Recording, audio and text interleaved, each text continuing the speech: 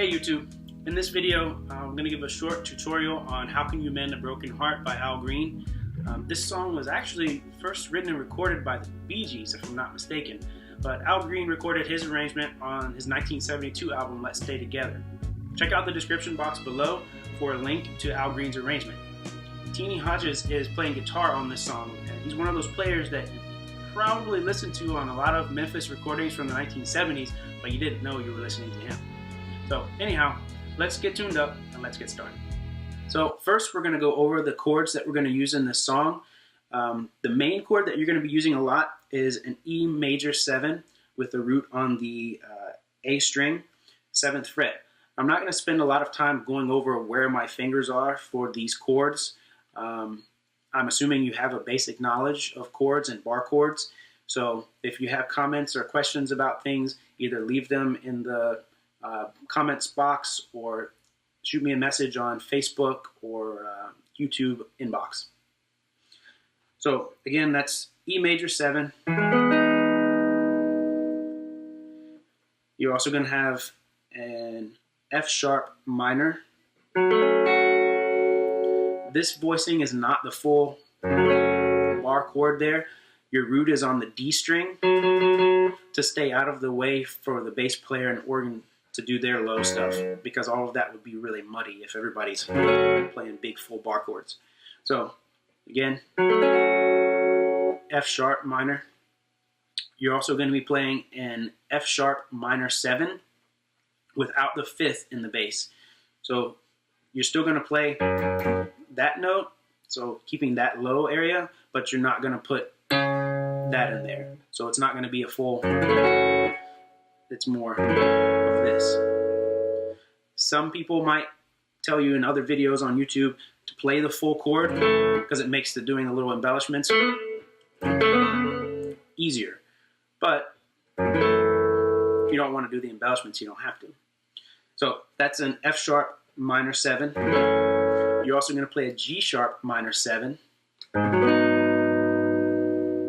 You're also going to have a C sharp minor. You'll have an A major, a B major, an F sharp major, and a G sharp major, and an E major. So those are the basic chords. Let's go into the progression of the song and you'll see how these are used. So the chord progression is actually fairly simple when you really sit down and look at it. The meat and potatoes chord, if you will, is your E major 7. That's the one you're going to be playing a lot of, and all of these chords that you play are going to be arpeggiated, meaning kind of single note plucked as you are hearing the chord. And they're doing it ascending and descending. So when you hear the chords, you'll hear the E major 7 like this. And back down.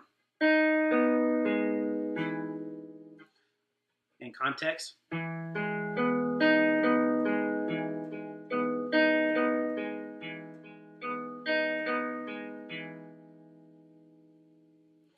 So every chord that you play will be arpeggiated, down and up, or ascending, descending.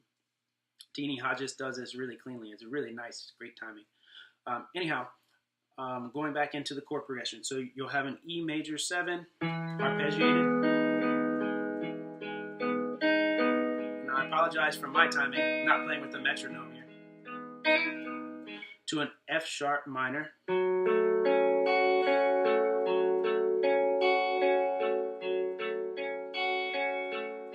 To an A major. To a B major, A major again, B major again, A major, the G sharp minor 7, F sharp minor 7, to an E major. So that's the basic intro and chorus section. The verse section is slightly different, but you're still arpeggiating all of your chords, and you're still starting off on the E major 7. So that's here for 4 bars.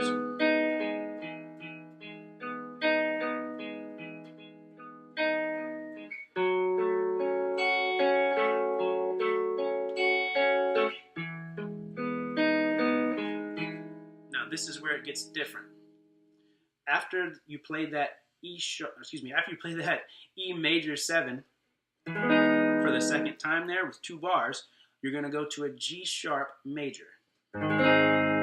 That's the we could never see. That's your G sharp. For 2 bars. So to do that arpeggiated, it kind of, I think, skips some strings here when you listen to it, but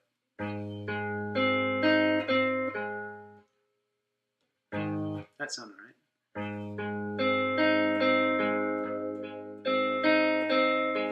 And that's where you go to a C sharp minor. To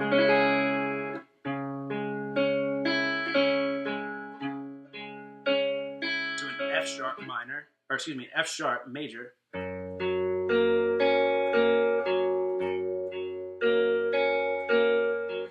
To a B major.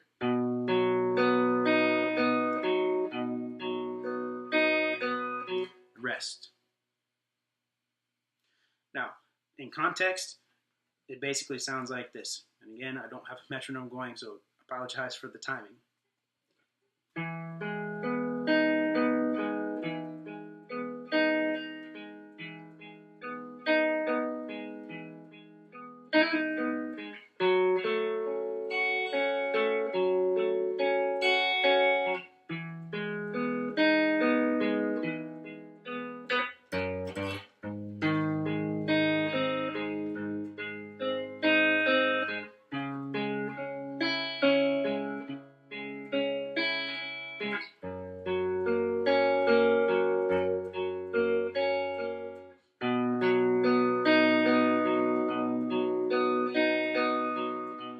The last thing I want to go over with you is going to be the time signature.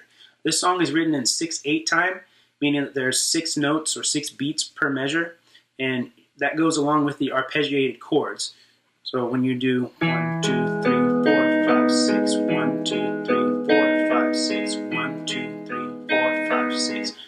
I would recommend practicing this with a metronome so you get your arpeggios clean and that you get them in time. If you want to do it along with Teeny Hodges, you can also practice to the original recording, and a link for that is going to be in the description box below. Well, that's all for now.